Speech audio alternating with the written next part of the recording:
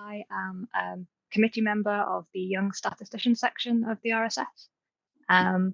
We exist to support and bring together young statisticians and early career statisticians. We've had a whole load of sessions and events at this conference already, so hopefully you've joined some of them. We do only have one session left, but I've got a quick chance to plug it. So tomorrow at 1 p.m. we have our final session, which is the Get Involved session. And that covers opportunities in volunteering for the RSS, how you can get involved with sections and local groups, plus some presentations from people who have been involved with Statisticians for Society and the African Institute for Mathematical Sciences. So yeah, a whole lot covered there, lots of interesting stuff, lots of opportunities to get involved. So do join at 1 p.m. tomorrow if you want to. And without further ado, I will pass over to the editor of Significance magazine, Brian Tarran, who's going to tell you a bit more about the competition and introduce our first speaker. Thanks, Katie. Yeah, hi everybody.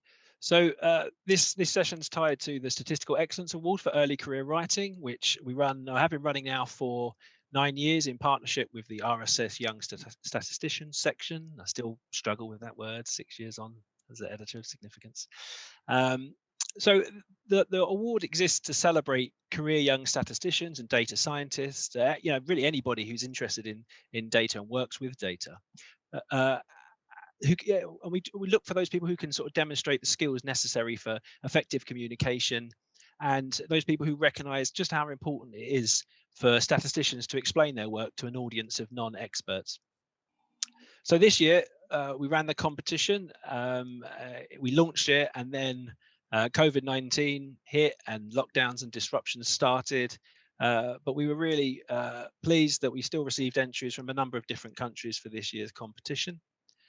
Judges met in June, so the competition runs from February to end of May, and then we meet in June to sort through the entries. And normally we would have had an award ceremony before now, but this is the sort of the first time we're formally announcing that Maria Ibrahim was chosen as this year's winner. So Maria is a clinical research fellow currently working for NHS Blood and Transplant. She's training to be a nephrologist, which I Googled, and is a kidney specialist, I hope. But she's currently taking some time away from clinical work to undertake a PhD in kidney transplantation.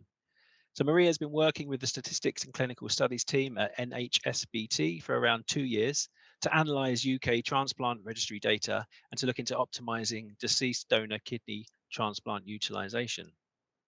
So Maria's winning article is about transplantation and the role statistics and statistical models play in matching organs to patients, as well as helping patients to assess competing risks, such as, for example, whether to accept an organ now versus potentially waiting for a possibly better quality organ later.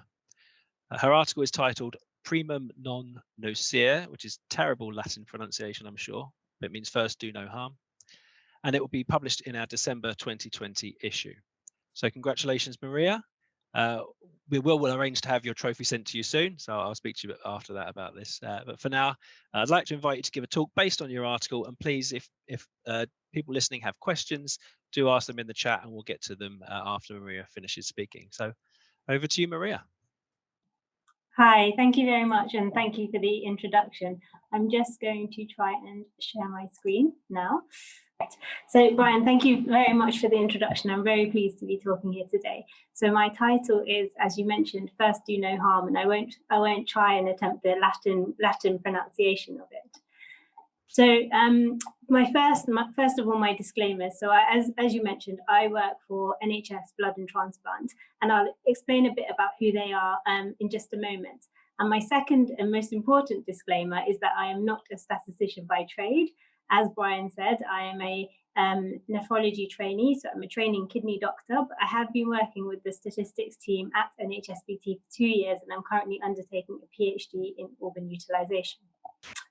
So who are NHSBT? NHSBT are a special health authority within the NHS who are responsible for optimising the supply of blood, organs and tissues and raising the quality, effectiveness of blood and transplant services. So what does that mean for our purposes? Well, NHSBT hold the Transplant Registry, and the Transplant Registry collects all data from the UK regarding waitlisted patients, offers of solid organ transplants, donors, and it also follows up recipients. So we get the follow-up data from recipients. So what's happening with transplantation in the UK? Well, no NHSBT presentation is complete without this slide. It shows that over the last decade, as you can see from the straight black line, that the number of patients on the waiting list is gradually decreasing. And last year there were over 6,000, but last year there were still over 6,000 patients waiting on the waiting list. Year on year, the number of donors and the number of transplants is increasing, but organ shortage is still a massive issue within the UK. So that's what transplantation is, a very brief overview in the UK at the moment. But actually, transplantation isn't just one, you can't look at it like that. It's made up of individual patients, individual stories, and this is a typical patient journey. I'm a training kidney doctor, so I'll focus on deceased donor kidney transplants at the moment. So at the beginning of a patient's journey, they may or may not be on dialysis, and they will have to make the decision about whether to be listed for transplantation along with their kidney doctor. Later on, once they're listed for transplantation, an organ might be allocated to them, and at that point, they have to make the decision along with their clinicians, should they accept or decline the organ. If they decline, they remain on the waiting list, and there's a lot of illness and illness associated with that. If they accept the transplant, they hopefully go on to have their transplant, and then they'll undergo the process of post-transplant care. And as I hope I've demonstrated, throughout this process, there's multiple questions that need to be answered by both the clinicians and the patients, and there's a heavy burden of responsibility. Should I be listed for transplantation? Once I'm listed, what could I expect? If I get an organ offer, should I accept this organ? If I don't, how much longer will I have to wait? And what is my post-transplant survival? And what I hope to demonstrate in this talk is how transplantation and statistics go hand in hand, and how we need a solid evidence base in order to help frame these clinical decisions. So briefly about the allocation of organs. Well, these are 6 solid organs which are transplanted in the UK. It's a bit more complicated than this, but hearts and lungs are offered to centres typically, and livers, pancreases, kidneys, and small bowels are offered to named patients. And each one of these organs has a bespoke algorithm which has been developed in order to allocate these organs. So just an example, let's take livers.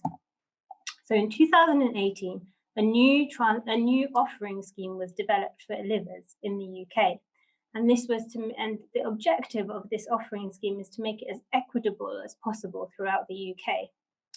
So using the UK registry data and looking at all the retrospective data, a benefit score was developed. And using a sequential stratification method and Cox proportional hazard modelling, with the area between the difference between the area under the waiting list survival curve and the area under the post-transplant survival curve over a 5-year period was calculated. And that difference was conveyed in a benefit score. So the higher so the patient should be allocated a liver, which would be of most benefit to them. So that's just very, very simply put, but each one of these organs has a bespoke algorithm for it. But then comes the question, which in my opinion is one of the most important questions in transplantation. When the offer comes, should I accept or should I decline this organ? If I decline this organ, how much longer will I wait? And what is the survival benefit of me taking this particular organ over waiting on the list? So what could be going through our patient's head at that time?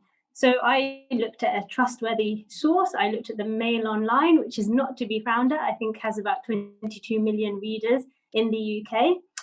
And I looked at stories which have come up in the media. So firstly, if we look at this heartbroken transplant patient was given a kidney which failed and left them in a lifetime of dialysis. Then there are patients who have had infections transmitted during transplantation. There are patients who have undergone the whole transplant process and the risks associated with that, only to develop cancer from the immunosuppressive medication.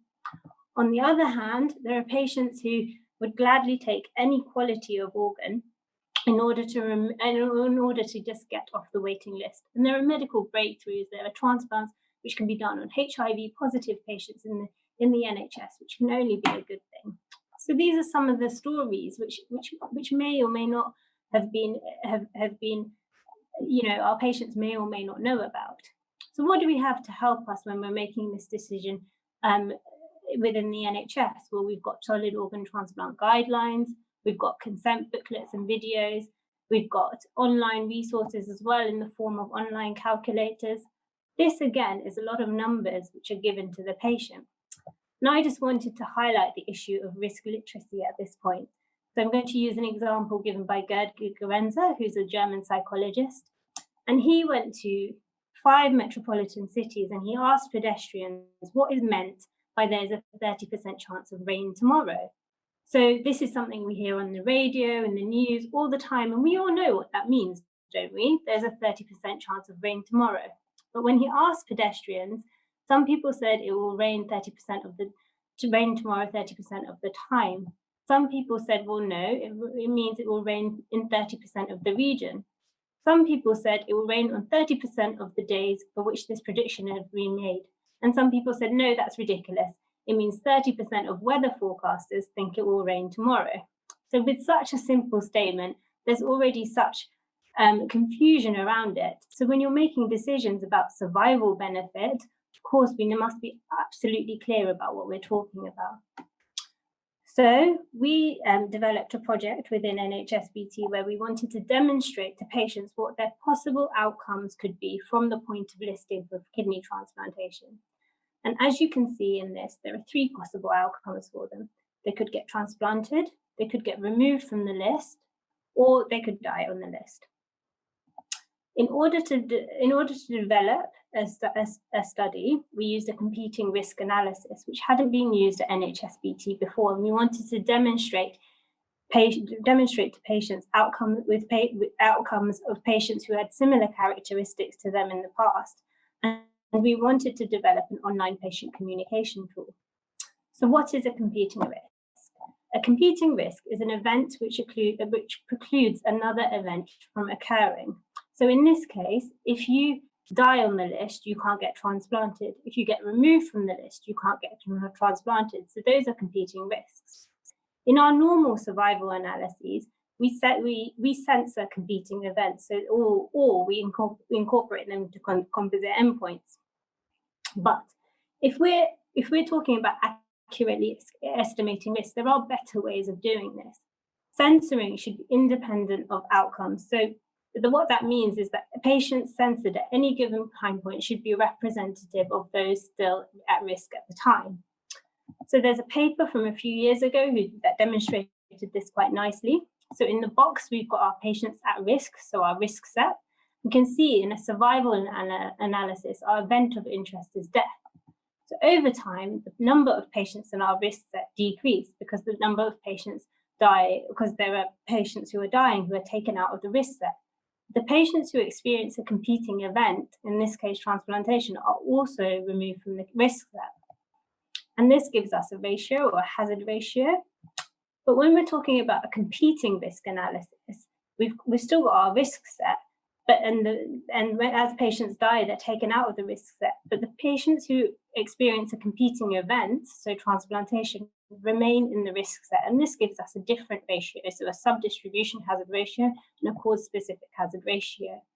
So what did we do? We looked at the retrospective data over a 6-year time period, deceased donor kidney transplant in the UK, adult patients, and we used the fine and grey competing risk model and used SAS to develop 3 separate models for transplantation, removal, and death on the list.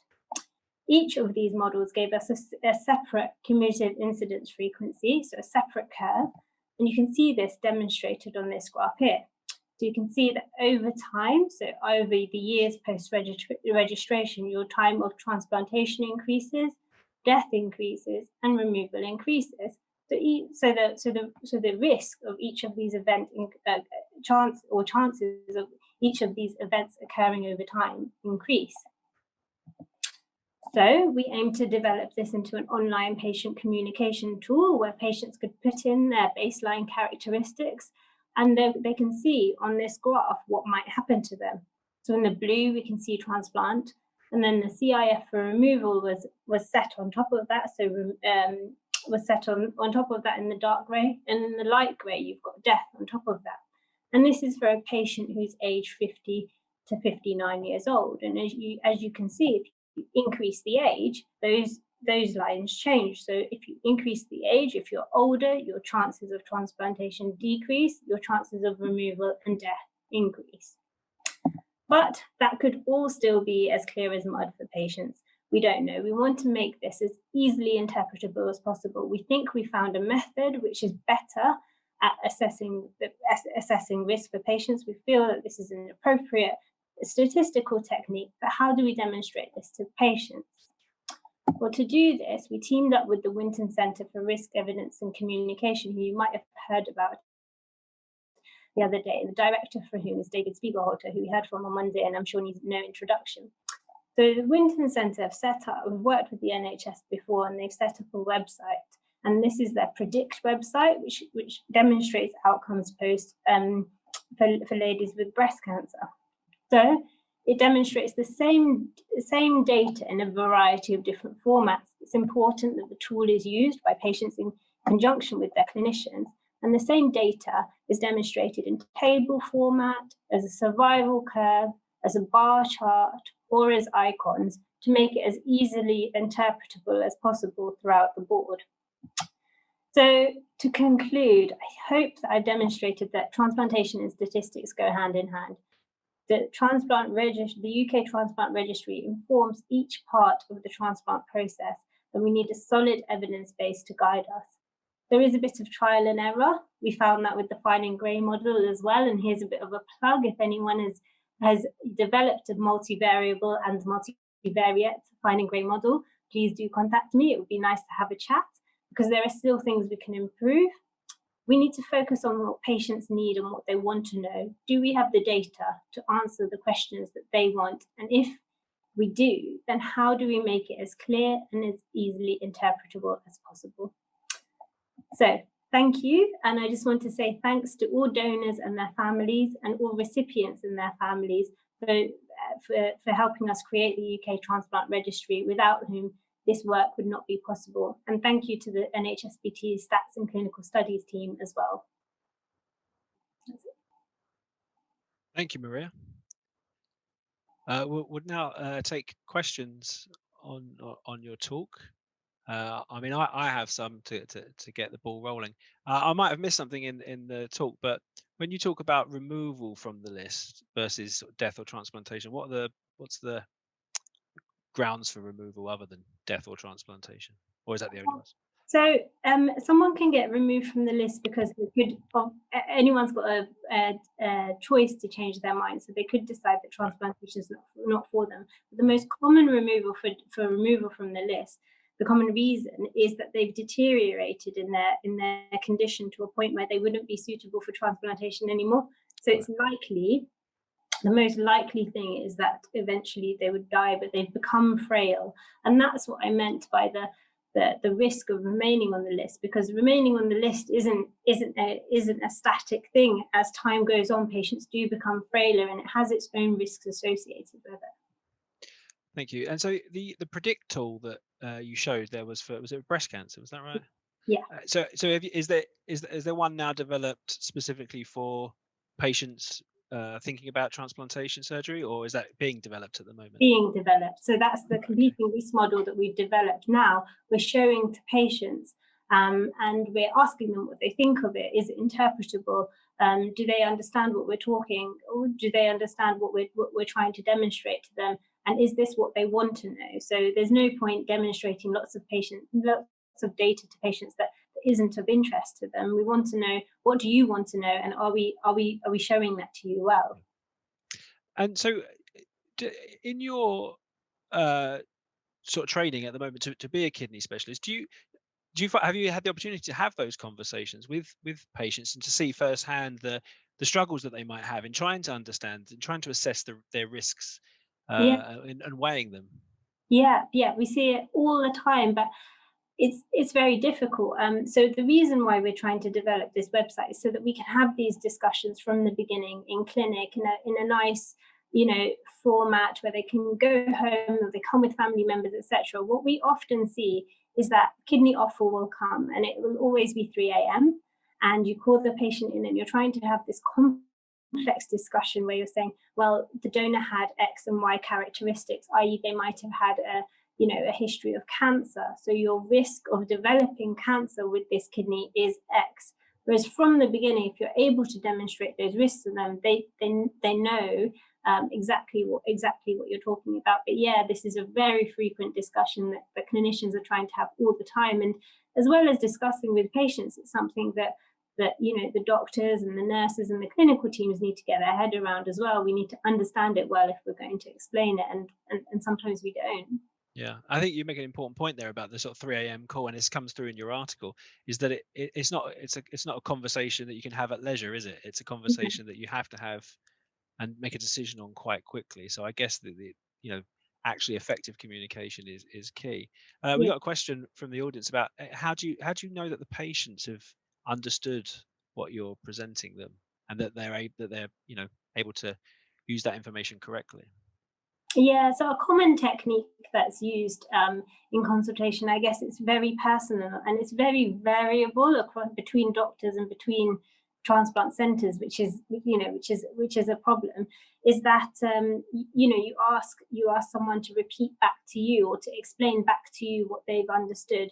And so you can understand it in that way. And it's not often not one conversation. This is, a build-up of conversations in the outpatient setting. And there's often days where patients can talk to each other about their experiences and what their understanding is. And that's probably where they get the most information from other patients, which is why I put the mail up there, because, a lot of what people know is actually hearsay, isn't fact, and that's why we're trying to demonstrate it, get our evidence base as solid as possible so that we can give accurate information to patients. And that's kind of why the title was First Do No Harm, because transplantation is one of those things where you take a patient who's on a trajectory, they might not be doing well on dialysis of the kidney disease, but we're actively going to perform a surgery on them, which might be worse for them, and taking that risk is a very, very tricky thing.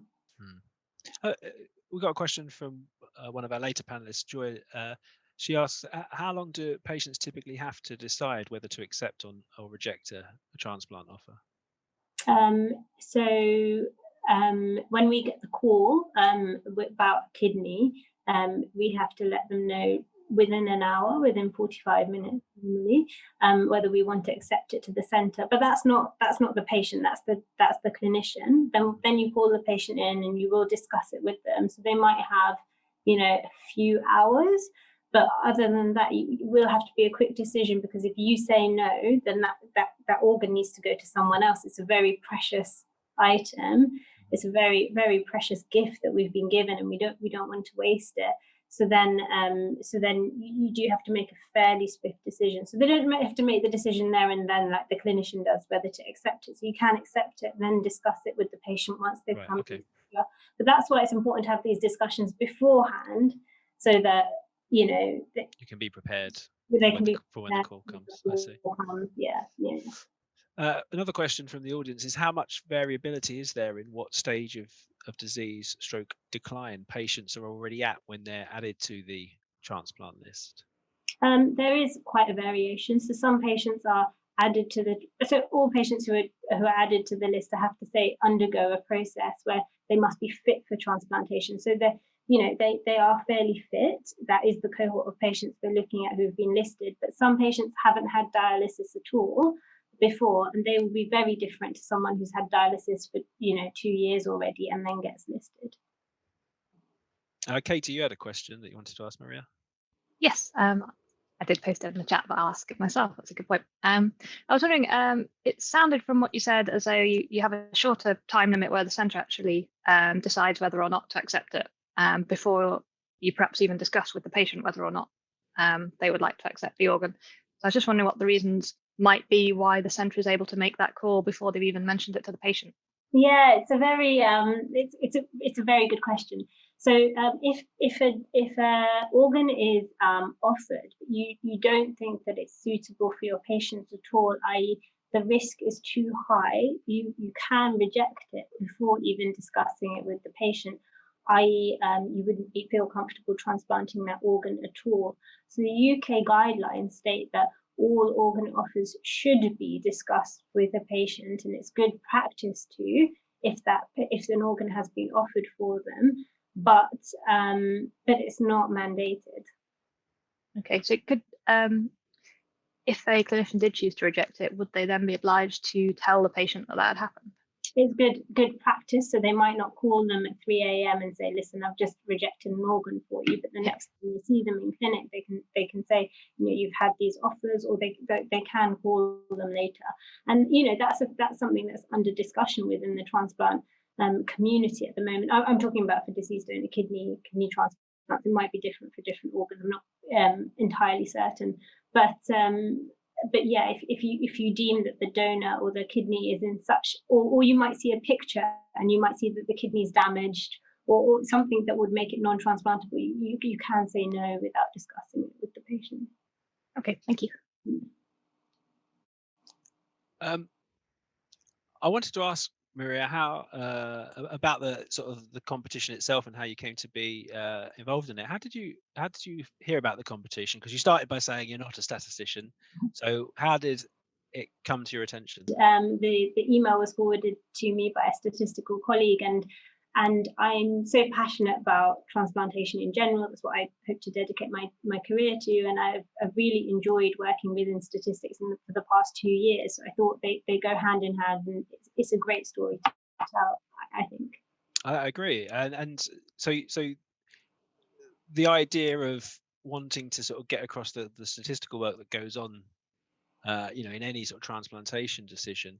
Again, did that come from your interactions with patients, that you kind of the things that you wish that they could know, or that they should know when they're sort of entering into that room to have that conversation with their doctor? So that's been as long as I've been a trainee. We're trying to give patients the best information that we can. But actually, it's only since I started working with NHSBT, so for the past 2 years, that even I understood the amount of work that goes into developing these algorithms and trying to keep our data up to date, etc. So even as a doctor, I didn't understand it. And it was only when I started working with the statistics and clinical studies team, I understood that there's a whole team who is dedicated to keeping this database up to date, to getting our annual reports out, to getting the up-to-date data, to developing the algorithms. The liver offering scheme, which I mentioned, was actually presented at RSS in 2015. So it was, years in the making before it was implemented in 2018. And I wanted to kind of pay homage to all the work that goes into that. Have you attempted this sort of writing before? I mean, like magazine writing or general audience writing, blogs and things like that, or was this entirely new to you? No, I haven't. And I have to say, the article to write, it kind of wrote itself, because I think that's the most important thing. If you're very interested in the topic that you're talking about, and if you spent a long time thinking about that topic, you have so much to say about it that the words just put themselves on paper when you're so interested and when you've spent a long time thinking about it, I think. Did you have to sort of catch yourself though? Because I think the one danger of being so immersed in a topic is that you think everybody else is equally immersed, so you just write without taking account of what people might or might not know about this topic. May or may not know. So that's one aspect of it. So I might use clinical terms that people wouldn't necessarily know about, or I might assume things. And the other thing is, I didn't want to make it too emotional in a way, because it is such an emotive topic, and it's such a personal thing as well. And that's why in my article, which hopefully you might see in December, I've kind of tried to make it a patient story and tried to convey the sort of the adrenaline that goes on, the way that it happens, without sort of just focusing on that and trying to get the stats involved as well. Yeah. Jumping back to the actual the topic itself, we've got a question from the audience about the presentation of probabilities. So although you're presenting probabilities to the patients, are the probabilities themselves uncertain, particularly for some cases? Yes, there's a huge amount of uncertainty with it, and the uncertainty lies in different aspects, which is something we've been thinking about a lot with our graphs. Do we put up confidence intervals and error bars on them? It's something we're thinking about, because that might make you think that that's the only uncertainty within the modelling, but actually there's a huge amount. So within the data that we collect from NHSBT, that's reliant on people filling out forms, etc. It's a registry data. It's very good registry data, but it's registry data and it's retrospective. So there's uncertainty with that. There's uncertainty with any patients, etc. And that's why we're careful not to call this tool Predict. We have called it the Transplant Risk Assessment Communication Tool, because we want it to frame discussions about transplantation, but not to be able to predict patients, because I think there's too much uncertainty involved. And we can only demonstrate to patients what has happened to patients with similar characteristics to them in the past, but we don't want to say this is what will happen to you, because we simply don't know that. There's an anaesthetic risk associated. There's too much uncertainty, actually. So this is just a more of how stats is, helping us make a communication tool rather than helping us make predictions. I don't think it can. Yeah, and are you having conversations with the Winton Centre about that presentation of uncertainty? Because I know they do some work in that area. Yeah, a lot of discussions, a lot of to and froing, and I'm not sure there is a right answer. What's right for one person isn't right for another person. And what we're understanding is that there could be a layer approach as well. Some people don't want to know information in that much depth, which surprised me, because I thought that everyone would want to know everything that they can, but actually not everyone's like that. Some people, so you could have different layers with more and more depth. So you could have uncertainty on one chart if you click on like the fourth tab along, which is more detailed, and on the first one just very basic. There are different approaches you can use to that, but we're trying to explore them at the moment. Any suggestions are welcome. Okay. Is there any other questions from you, Katie, on the topic itself? I did have another couple of questions on the competition, but I didn't want to monopolise Maria's time. Yeah, I've got one. I mean, I think Maria has in some ways answered it. I mean, my initial question was going to be, did you have multiple ideas for your article and how did you narrow it down? But I suspect from what you've been saying that the driver for entering the competition was the subject rather than the competition itself. So in that vein, I was thinking of rephrasing the question as, given the wealth of information and how passionate you are about it, presumably there were multiple angles from which you could have addressed the article, and I just wondered if you'd thought about various different ways or different orders of presenting it, and how you went about narrowing down the options.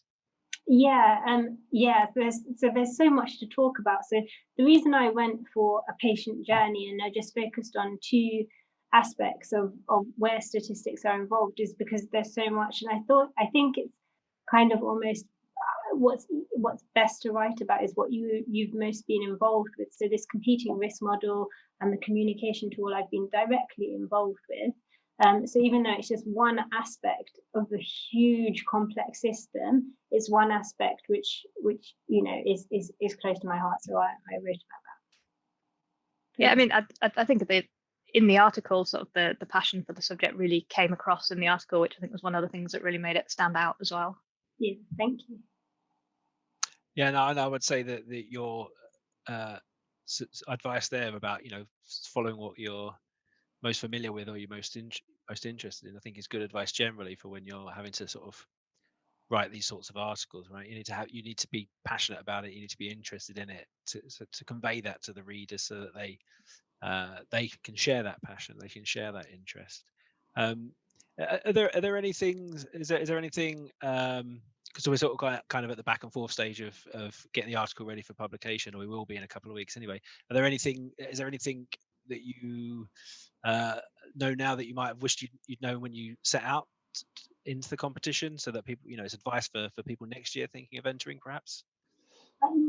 I think what I keep saying stands in that I think it's what you're interested in. If you're passionate about something, it will come across in what you do. And the statistics, what interested me about the competition is that the statistics weren't a focus of the article.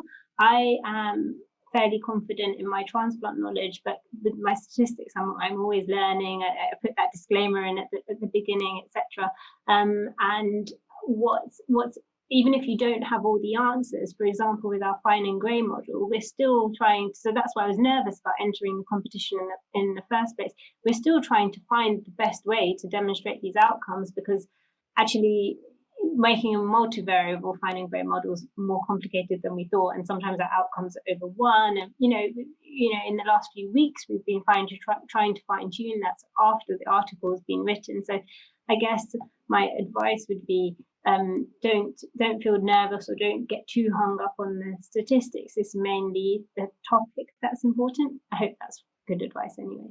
And I think, well, hopefully, I know, the fact that it is a work in progress in terms of what you're building there, hopefully it's the right audience for that, because whether it's through conference today or whether it's through people reading it in the article, hopefully you will find people come forward with ideas, suggestions, things like that.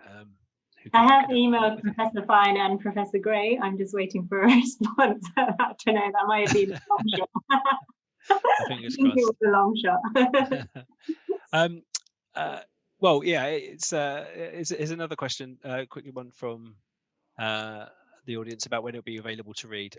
It's December. We normally publish in October, but pandemic disrupted our usual production schedule and everything, so we've pushed it back to December's issue this year. So that's when it'll be published, and I'll start working on it once I finish the October issue next week, which is self-delayed a little bit because of conference. So there we go.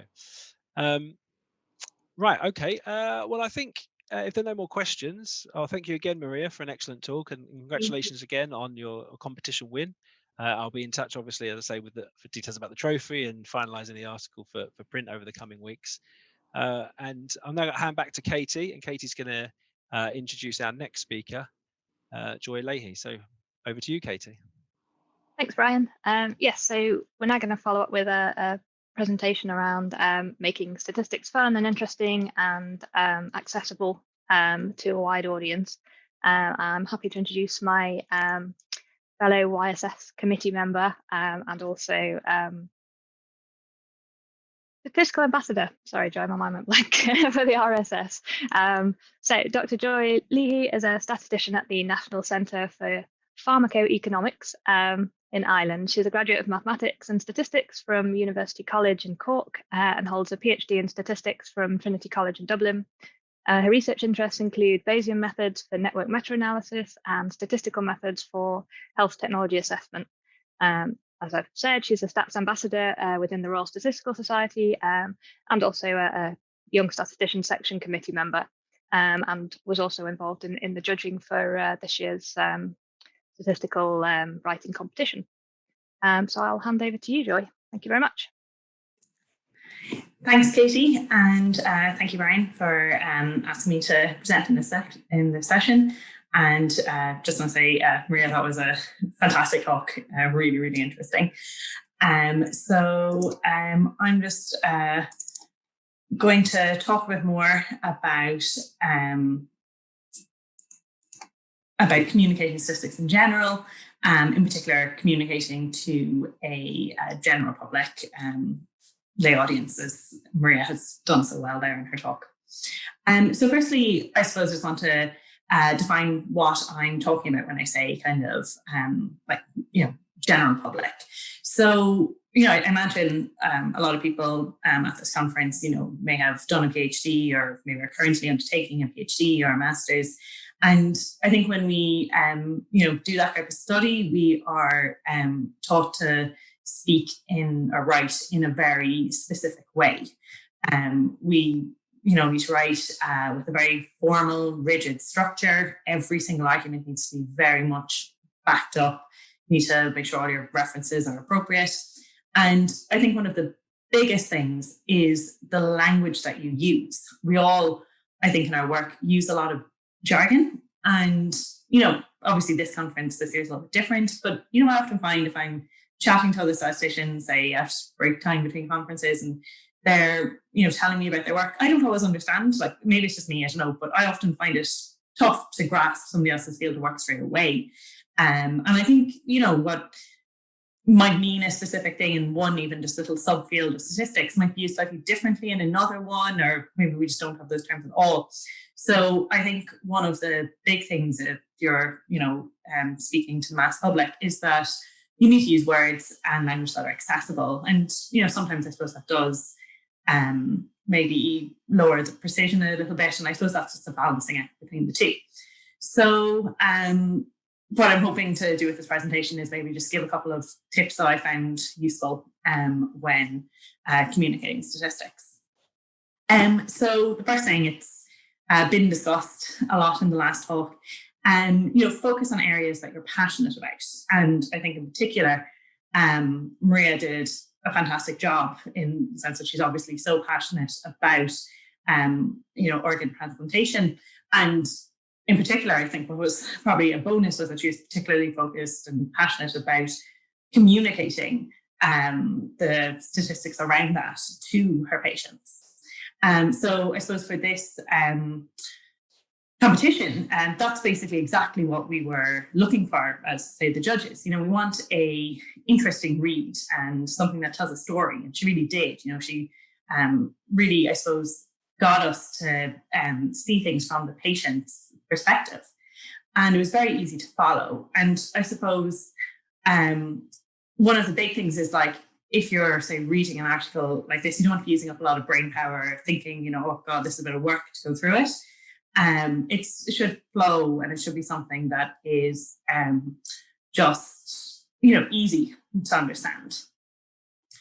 And then the other thing that I think she just really did very successfully was explain a statistical concept very clearly, and clearly she had a lot of practice on that. So I suppose just on behalf of all the judges, just want to say, it's a real pleasure of an article to read. I think we all learned a lot. I think I will definitely view transplantation differently now, or I feel like I really have gained an insight into it. So just want to say thank you really for that. So I suppose what else I want to talk about is go through some other articles that I've just picked at random from significance, ones that I think are particularly good and have are particular ways that we can maybe follow to help communicate statistics. And I think one of the big things is the use of an anecdote can really draw people in. Like, people all love to be told a story. And there's one very good article, All I Want for Christmas is Rigorous Validation of Predictive Models to Prevent Hasty Generalizations. And in this story, they have a great anecdote of looking for Santa. And Santa is somebody that we all know and love. So they start off the article with, in the run-up to Christmas, we all know where Santa might be. Each year, at some shopping centre somewhere in the world, the real Santa sets up a grotto to meet with children and hear what they want for Christmas. The Santas at all the other shopping centres are stand-ins for the real thing. And, we all know this. We're all familiar with this. We all know that's exactly how Santa works. So they go about looking for Santa Claus. And how they do this is by looking at the length of the ears. And apparently ears never stop growing throughout your life.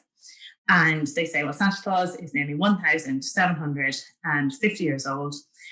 So they know that his ears are going to be exceptionally long. So they go about trying to find Santa. Now, don't ruin the article for anyone. So I'm not going to say whether or not they were successful in finding Santa, but they raise a lot of really interesting points.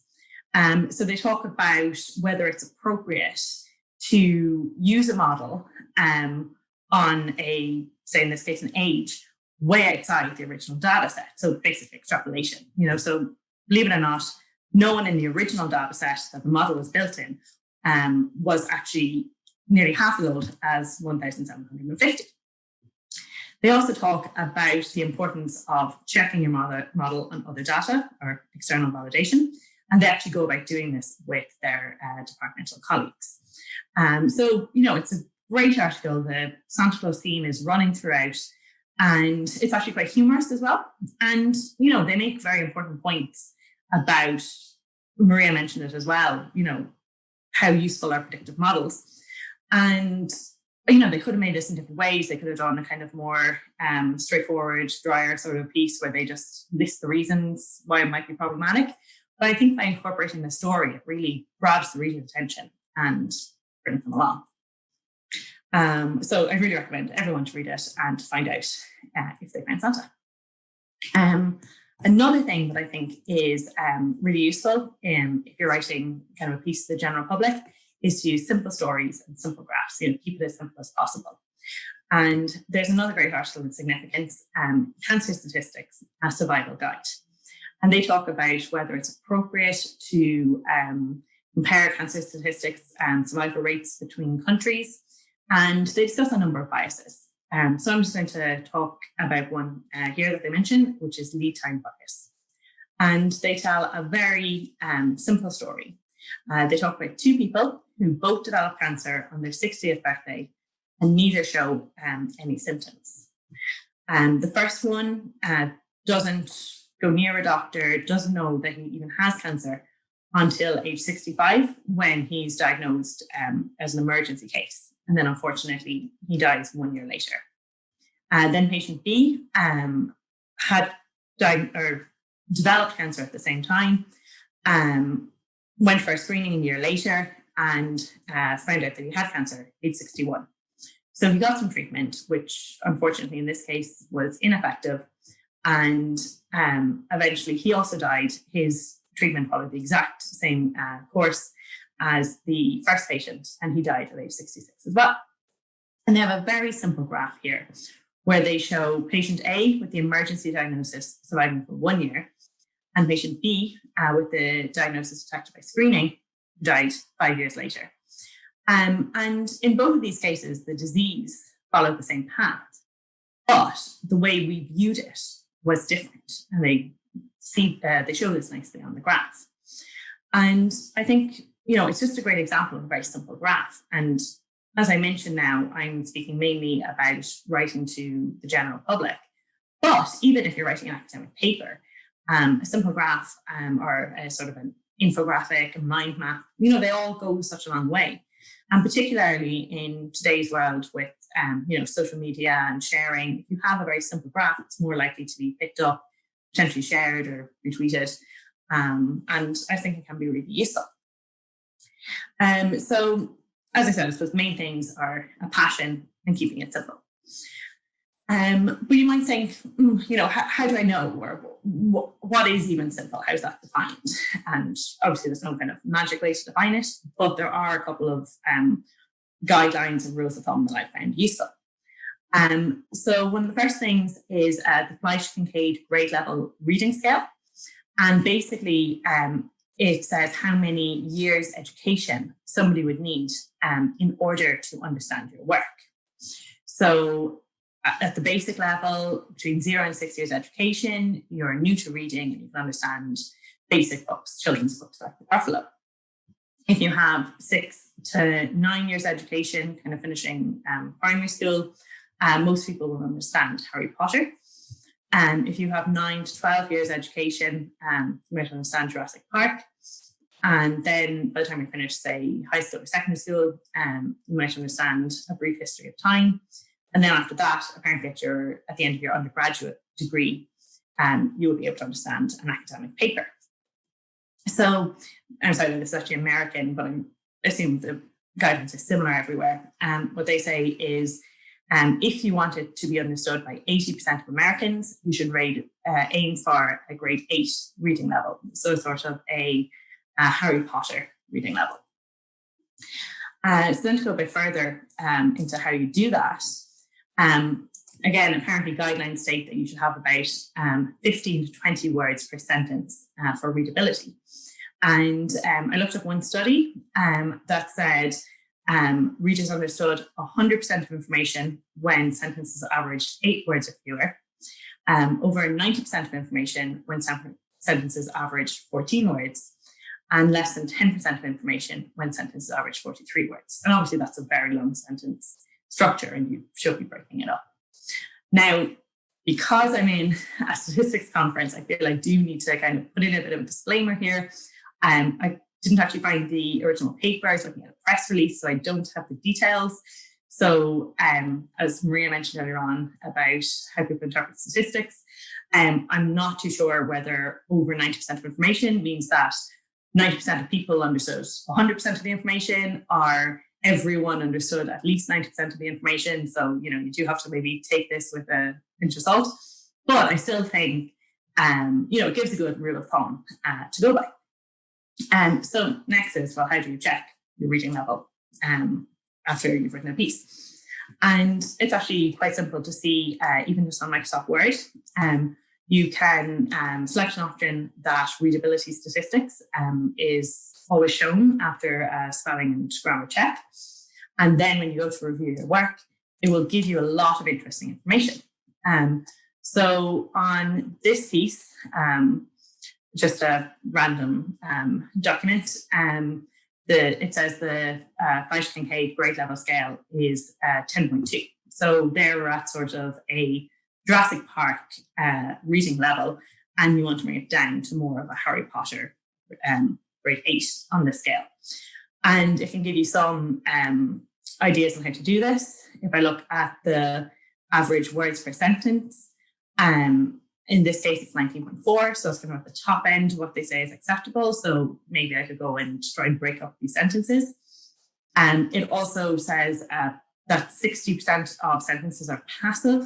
So that is very much that academic style writing, things like the data were analysed, as opposed to saying we analysed the data, which would be kind of typically more easier to understand. So there are some changes that I could go about in this document to try and make it more readable. Okay, so what I also want to discuss is communicating statistics in the media and working with the media. So as Katie mentioned, I'm one of the RSS Statistical Ambassadors. That's led by David Spilotto as well, who was a fantastic person to learn from. There's quite a few of us at this stage. There's about 30 or 40, and we all do a variety of different things. And one of the things that I like doing is working behind the scenes with the media, helping them out on certain stories. So it could be that a journalist needs some help analysing the data, or other times it might be that they've actually already analysed the data and they just want a statistician to look over it and say, yes, you can draw that conclusion from the data, or no, you couldn't. Another thing that you can do is work with the Science Media Centre. And what happens there is if a paper is about to be published, they might put out a press release, and then the Science Media Centre looks for scientists to give their thoughts on the paper, good quality, poor quality, and again, what conclusions you can draw from it is a really important part of it. So this is something that I've commented on for a number of studies, and this will go out to a number of different media and news organizations, and they can choose which ones to use or to use any or whatever they want. So just want to give you an example of one article that I commented on. So this was a study that surveyed 5,000 people and asked them, had they been harmed by somebody else's drinking in the past year? And what they found was 1 in 5 people said they had been harmed. Now, the definition of harm was quite broad. It could range from something like my neighbours kept me up at night because they had a loud party, or I had to cover for a work colleague because they were like too hungover to come to work or to do their job. And then the much more serious ones, such as like a violent assault or sexual assault.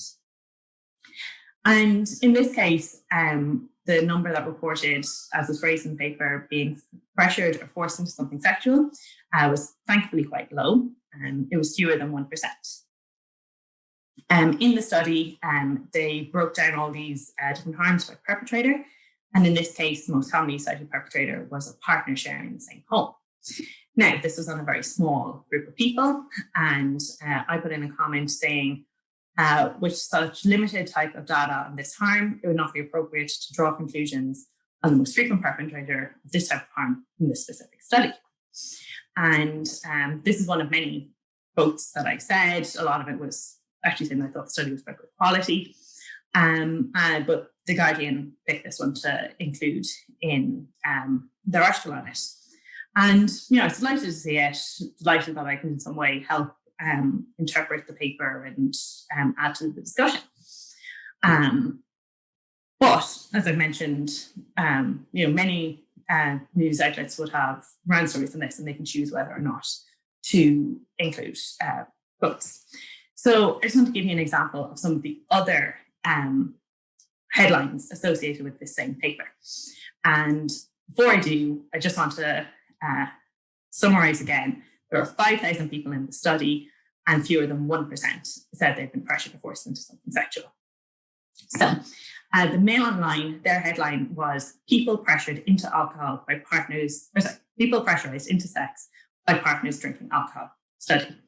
And then their first line was 1 in 5 people in England have been forced into sex in the last year, with some being coerced into sex by their partners. Sorry, I think I read that wrong. It's the screen sharing thing is kind of hiding it. But hopefully you see it. So, this was nothing really factually incorrect here. 1 in 5 people have been harmed by somebody else's drinking, is what it said. But then they mentioned the coerced into sex, and that's nothing to do with that 1 in 5 figure. So, I think you could reasonably conclude from this that 1 in 5 people have been coerced into sex, which is misleading. And just to kind of stress, that was not what the original study had said. The original study hadn't made a particularly big point about this. So, I think a bit misleading. Then the Metro said drunk people are pressuring some partners into having sex, study warns. And this, I'd say, is actually incorrect, because the study didn't really warn that. It wasn't a major part of the study. That was more the line the media took.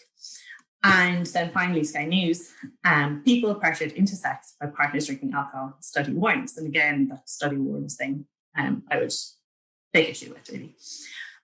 So to be honest, I think I learned a lot from this. Out of any article that I've commented on, it's the only one really where there's, I'd say, very surprising headlines given the content of the article.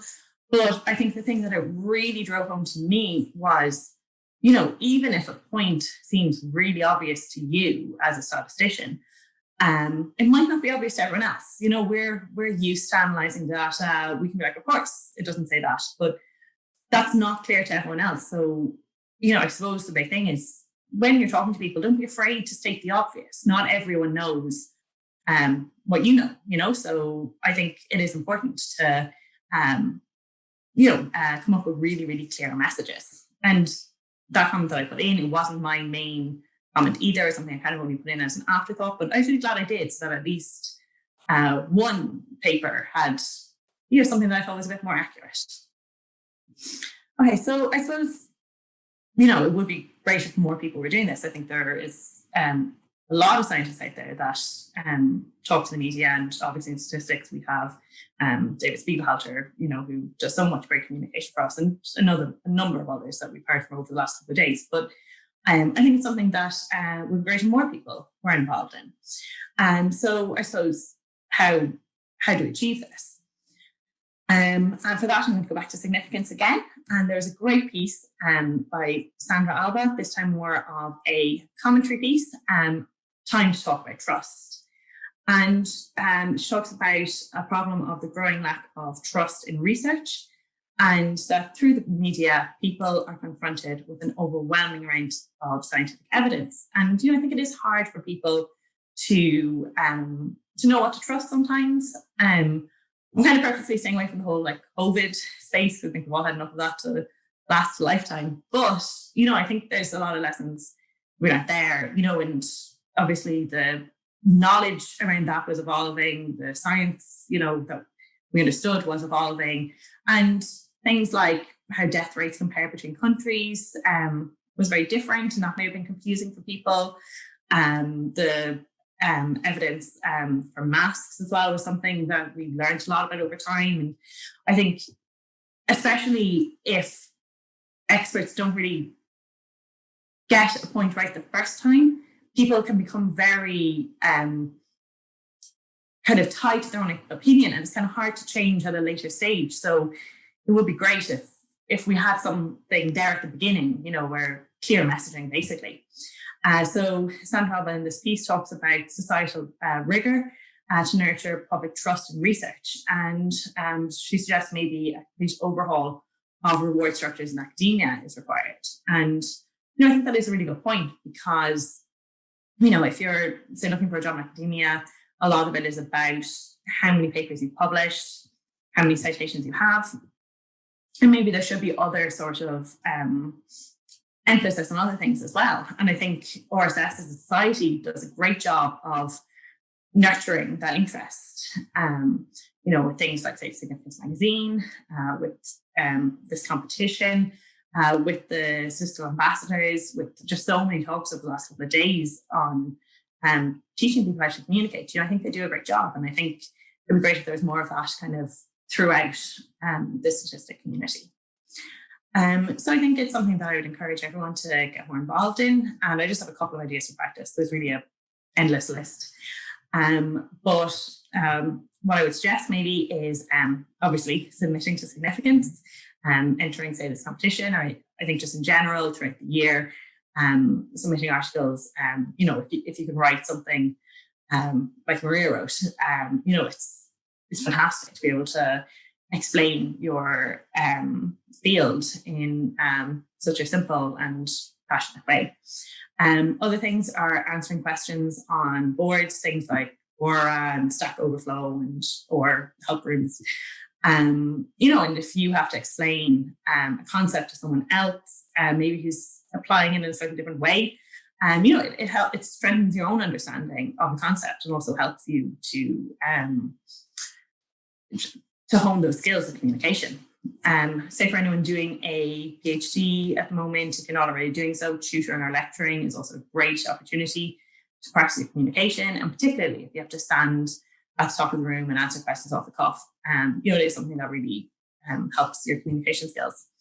And then finally, Twitter or all social media, again, a great way to communicate, a great way to hear other statisticians, get their views, of their methods of communication. There's collaborations now that seem to be formed on Twitter, which is fantastic.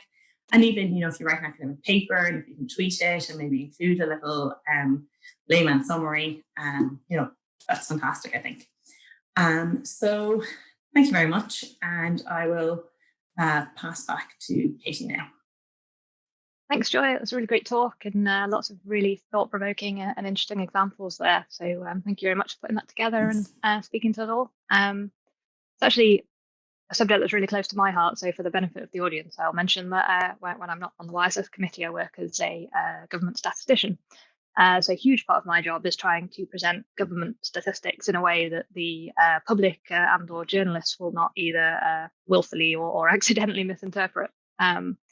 I think that's really interesting. It actually feeds in a little bit to a question that's already come through on the chat. So someone's pointed out, is it really the headlines that are the problem rather than the main article? So the person suggested that perhaps it's editors who are tagging misleading headlines onto perhaps otherwise more balanced or factually correct articles. I don't know how much you're aware of that or whether you're able to comment on it, but I'll pass it over to you. Thanks. Yeah, I think that's a great point. And to be honest, I probably wouldn't have been aware of that at all. Only in kind of the last year, I see a lot more people who've written articles, retweet them or tweet them on Twitter and say, I'm not responsible for this headline. I think I've seen David Spiegelhalter say that before. I've seen Irish, I'm from Ireland, I've seen Irish doctors say it about things that they've written about COVID. So it's something that, I think it is great that there is social media as well, so that people can go, oh, well, I think that maybe isn't exactly what I meant. Can I clarify? So it does seem to be a problem. All right. Yeah. I think I can speak for a bit of experience there. I know that it's been a long time since I worked on newspapers, but and it has changed quite a lot, but there's always usually a layer of things, right? You've got the journalist that writes the article, then you've got the news editor, then you've got the sub-editor, then you've got the editor, and through each stage the article gets changed, and at some point it can be changed beyond recognition. I know sub-editors have sort of fallen away a little bit through cost cutting and things like that, but often the article that is published is not what the journalist has written. It can be very different. So it's not just the headline, it can be the story itself that gets changed quite a bit. So I think part of the problem is certainly that when I was doing my journalism training, you're not introduced to statistics at all, how to deal with numbers. You're taught how to deal with things like local government or national government structures, and you're taught how to deal with things like taking shorthand in high pressured interview situations and things like that. But you're not taught about how to interpret numbers and how to ask critical questions about numbers. And when you consider that sort of sub editors and editors are generally even older than the journalists doing the writing, there's a sort of long lead time to get that flushed out of the system. So even if we started now training people in statistics for journalism, you've got a good 10-20 years to wait until it's reflected throughout a news organization. Have a discussion with us and make sure they're getting it right, which is very encouraging. And I think that message is getting out there, and people are more keen to understand the statistics properly. Yeah, the journalists. Yeah, and I've definitely seen that as well from journalists requesting to be the stats ambassadors as well. And then you get the editor saying, "Oh, that's not the story. This is the story." Put the headline in and undo all that good work. A question from me, Joy. I was wondering, and I know you'd sort of presented ideas on sort of general reading level and basing your judgment of someone's understanding around, perhaps their age. I was also wondering how you might go about determining what level to pitch something at when perhaps your audience covers a whole range of different people. So, say you've got specialists and non-specialists. How do you go about writing something that appeals to both and engages both? I suppose, and I think Maria made this point earlier on, it would be good to have layers when you're writing something. So start off with the more basic, maybe, first couple of paragraphs, try and engage everyone and get, I suppose, the main points across there. And then as you go down through the article, you can maybe become more complex, or maybe sometimes you want to write more than one piece, if possible, and put them into different places and get your readers that way. I think also you can maybe write a piece that is slightly complicated and then tweet about it as well, maybe, and have that as a more simple understanding of it. I don't know if you've ever seen the Wired 5 level series. They do YouTube videos. I'm not sure if they still do them, but they actually they get an expert to explain things at sort of 5 different levels. So like for a sort of primary school child, for a secondary school child, college educated, and then like another expert in the field, and just to see the difference in the sort of way that things are structured and the way you start the explanation is often much different. But it's quite useful to look at actually thinking about how to break things down for different audiences.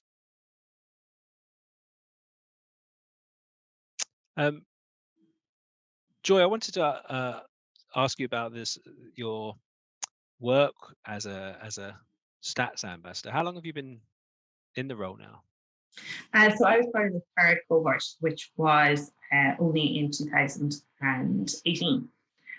So I suppose I've been doing it for 2 years. So we had training at the beginning from David Spiegelhalter and Tamandra Harkness. And then we also had other training specifically with media guys who taught us kind of pitch talk and radio or pitch talk TV and stuff like that. And then since then, we've been, so basically there's just a big group and we get alerts to say, can you talk to a journalist about this? Or can you comment on this? Or a number of things like that. And have you seen the sort of, is there a sort of pattern to the sort of requests you get? And has that changed much since your first exposure to it in 2018? I think people are definitely getting more interested. Like, as in, I would say actually at the beginning there was more. Can you help me analyze this data? And it can be very simple things like somebody might not even know how to compute something like an average correctly. It might be that they'd take the average for every county or every local authority, and then just get an average of the averages, and not think about kind of the size or anything like that. Whereas now, I think more recently, there is more. Okay, we've got all the data analysed. These are our figures, but is this an okay headline? Can we say that is or is it something that it's just occurring by chance? I have heard that recently, that people are more like, oh, maybe I can't say that. Maybe the evidence isn't strong enough. Do you feel like your work with journalists have you learned anything in return about, maybe not so much about statistics, obviously you're teaching them about statistics or helping them think through it, but about how the process that people go through when they're trying to structure a story or make an argument or pull all this information together? Has that sort of changed your thinking about how you write and how you present? I think so, yes, because I think before I was more like, okay, well, I'll just make sure all the statistics are really accurate, and that's it. I'll just tell everyone all the statistics. Everyone loves information and numbers. So if I just get it all down there on paper, everyone's going to go, I understand it now. But that's not the case, obviously. And I think I am, still learning, but more realizing what the reader thinks and how to communicate to them what they're interested in. More, I suppose, the take-home message rather than the numbers. And sometimes, the numbers can be very confusing. People don't want to hear or don't really know what to do with when you say there is a X% increase in your risk here. People want to know more like, what is that? Like, is that a greater or smaller risk than driving to work every day? So I think maybe framing things more like a person and less like a statistician is the way to go about things. I always find that, I think it's the so what question. That's the I always find that quite useful to ask, myself and others. So you're telling me that, so what? What does it mean? What does it mean for me?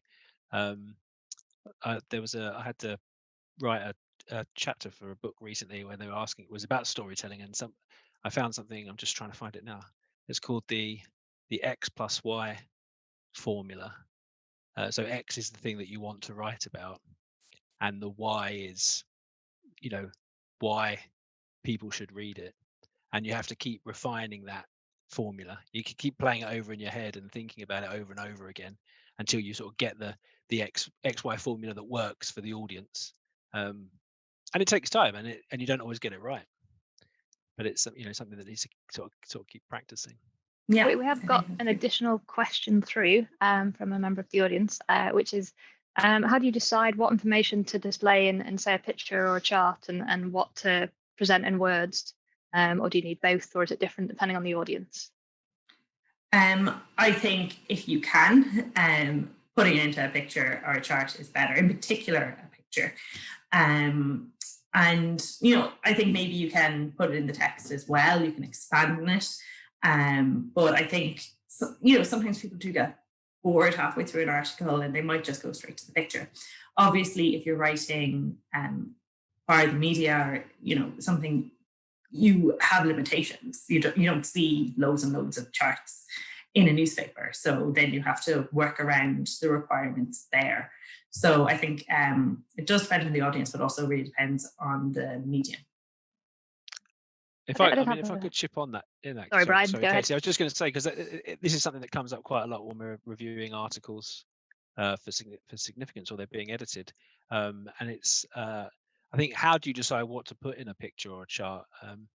I think people do instantly, I think, go to the visual even before they've read the article. So I think you really have to think about what you present has to be something that kind of encapsulates the story in a visual way, but something that's kind of immediately readable and understandable just through the picture and the caption alone, the graph and the caption alone. because if you look at that and it seems complicated, people might be put off and not bother to actually start reading the article. So yeah, I think you have to think about what works, and it's not a case of just throwing as much as possible into a visual form just so you can minimize the number of words, or vice versa. I think you really have to think about what is best suited for the format. Thanks, Ryan. No, that was good that you spoke first, because I was going to change the subject slightly. So I was going to ask Joy, it's been mentioned a few times already, but obviously there is an increasing role of social media now in any form of publication. And I just wondered if you kind of had a view through maybe the Stats Ambassador work or anything else as to kind of what the role, about what role social media has in portraying statistics, and whether or not you think it generally has a positive or negative influence on the way people understand information. Because obviously it's a very different platform, and often very short hashtags and so on in Twitter. I think that's a hard one. I don't think I would have a definitive answer as to whether it's positive or negative. I suppose it's both, and it changes all the time. I think there's a couple of things. One of the things I think is that tweets can be used in isolation when they're not the entire, they don't give the full picture. Like people might, have a thread with a couple of tweets, and I think you maybe need to be careful that if one of these is going to be retweeted in isolation by itself, that it still holds the overall message. The other, I think, really big thing is, I suppose the echo chamber kind of idea of Twitter. You're tweeting to people that follow you or follow someone who will retweet you. So it's great in that sense. And like, I love just looking at Twitter and seeing different statisticians like all over the world who, often join together and have a chat or even an argument about a certain thing. And I think you learn so much. But are we getting the message out to everyone through that? Or is it a very niche group of people that are already interested in what you have to say and, agree with what you have to say? Because, I know myself, if I get loads of tweets on my timeline from somebody that I end up not agreeing with, I just unfollow them. I try to follow people that I don't agree with as well to get the overall picture, but I think you only do that a limited amount. So I don't know is the short answer to your question. No, that's great. Thank you for sharing your thoughts. Sorry to just throw in a really tricky one towards the end there. That's fine. I'm conscious of time, Brian. Did you have any final questions, or do we need to be wrapping up? No, I think we should probably wrap up because there's another session straight after this. Yeah, I mean, I would just like to close by saying, well, thank you, Joy, for an excellent presentation, and thank you for making liberal use of significance. I had my camera off because I was blushing throughout. And thank you, Maria, for also an excellent talk and for an excellent article. I really look forward to working with you on that for the December issue of Significance. So that's when it will be out. For those of you listening who are potentially interested in entering next year's competition, that will be launching around February time next year, so look out for that. Yeah, well, thank you also to the YSS for the 9 years of support on this competition, and here's to many more. Yeah, and I just wanted to say thanks to everyone for being prepared to participate in these unusual circumstances and making the session happen. It's been really good. Thanks.